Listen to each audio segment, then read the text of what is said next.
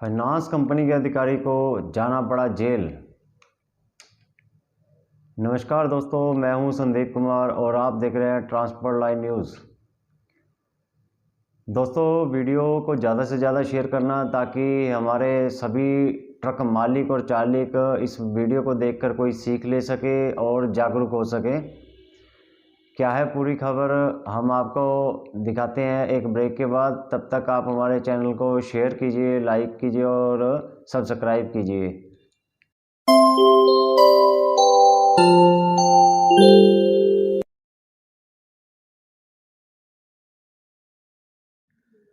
दोस्तों, खबर है पंजाब के फरीदकोट शहर की, जहां पे एक ट्रांसपोर्ट कंपनी मल्ली ट्रांसपोर्ट कंपनी जो ट्रांसपोर्ट का व्यवसाय करते हैं, उनके पास कई ट्रक हैं और उनके मालिक है जसविंदर सिंह, जो काफ़ी पुराने समय से ट्रांसपोर्ट के व्यवसाय से जुड़े हुए हैं।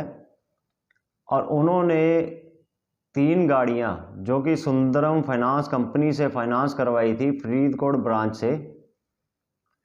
कुछ काम कम ज़्यादा होने की वजह से और इस कारोबार में तकरीबन गाड़ी की किस्त ऊपर नीचे होती है, उनकी कुछ किस्तें टूट गई थी।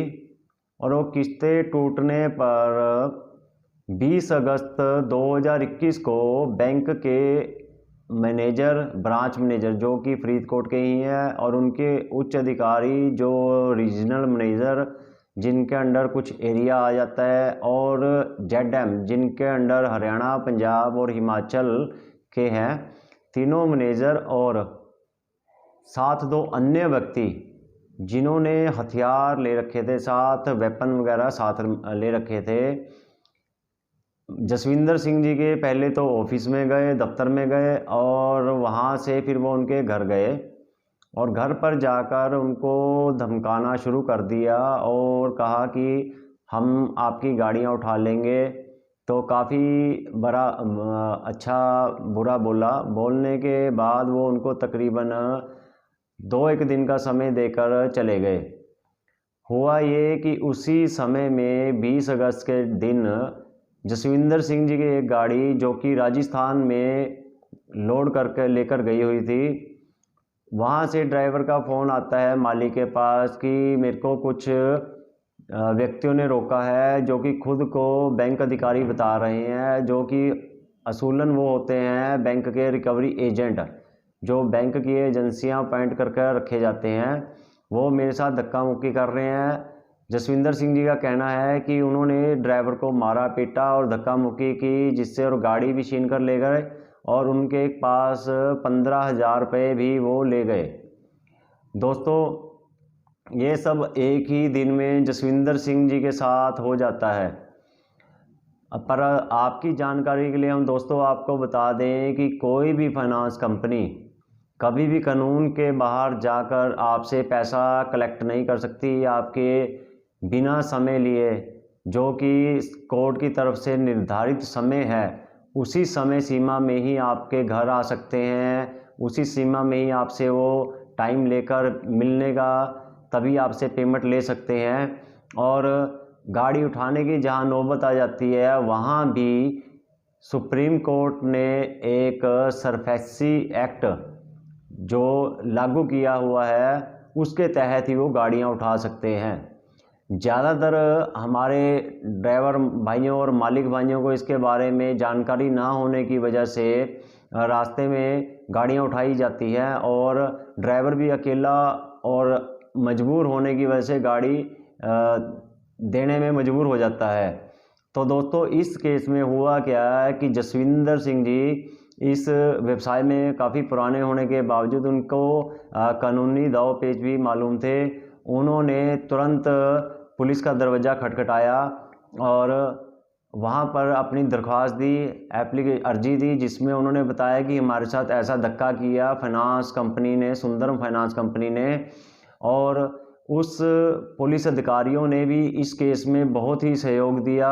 उन्होंने पहले तो ये सब इंस्पेक्टर को इंक्वायरी के लिए लगाया, फिर उसमें SHO और फिर उनके जो लीगल अधिकारी होते हैं उनसे समझो आपस में वार्तालाप करके इस केस में 3 महीने के बाद 24 नवंबर को 2021 को तीनों मैनेजरों के खिलाफ FIR दर्ज की और उनको जेल जाना पड़ा।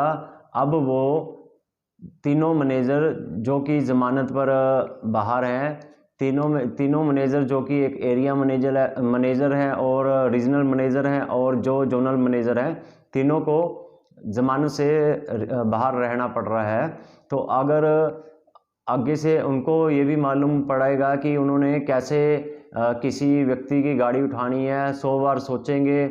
जसविंदर सिंह जी के इस कदम से काफ़ी भाइयों को फ़ायदा होगा और इस खबर को सुनकर सभी जागरूक होंगे भाई, जिनको इन केसों के बारे में नहीं मालूम होता और वो मजबूर हो जाते हैं रास्ते में पकड़ी हुई गाड़ियाँ उनके पास छोड़ने के लिए। और जो रास्ते के एजेंट है, रिकवरी एजेंट है, वो भी 100 बार सोचेंगे कि कहीं हमारे ऊपर FIR दर्ज ना हो जाए और हमें इन कोर्ट कचहरियों का चेहरा ना देखना पड़े। तो दोस्तों, जसविंदर सिंह जी ने इस केस में बहुत ही हिम्मत दिखाई और सभी भाइयों को सीख भी दी। तो आप सभी भाइयों से भी निवेदन है कि आप भी जसविंदर सिंह जी की तरह जागरूक होइए। और अगर आप किसी व्यवसाय में हैं, ज़रूरी नहीं कि आप ट्रांसपोर्ट से जुड़े हुए हैं, अगर आप किसी और व्यवसाय में भी है तब भी उसके 0 से लेके आपको 100 तक का मालूम होना चाहिए कि उसमें कौन कौन से दाव पेच है, किस तरीके से व्यवसाय चलाया जा सकता है। इसी प्रकार आज मेरे एक मित्र मिले मुझे, तो अचानक ही उनसे भी बात हुई। वो भी गाड़ी है उनकी, एक फाइनेंस जो आयशर की गाड़ी है 12 टन पास वाली। तो उनका कहना है, जनरल बात कर रहे थे मेरे साथ, उन्होंने बताया मुझे कि मैंने सिलीगुड़ी गाड़ी लोड की और उसी टाइम मेरे पास फाइनेंस कंपनी का फ़ोन आया और उन्होंने मुझे बोला कि आपकी गाड़ी की 3 किस्तें टूटी हुई है, अगर आप गाड़ी लेकर जाओगे तो रास्ते में गाड़ी पकड़ी जाएगी। तो उस डर के कारण फाइनेंस कंपनी वालों ने उसे बोला कि आप कम से कम 1 किस्त जमा करवा दीजिए और रास्ते में आपको कोई परेशानी नहीं आएगी, तब आप गाड़ी चक्कर लगा के वापस आएंगे तो बाकी का पैसा दे देना।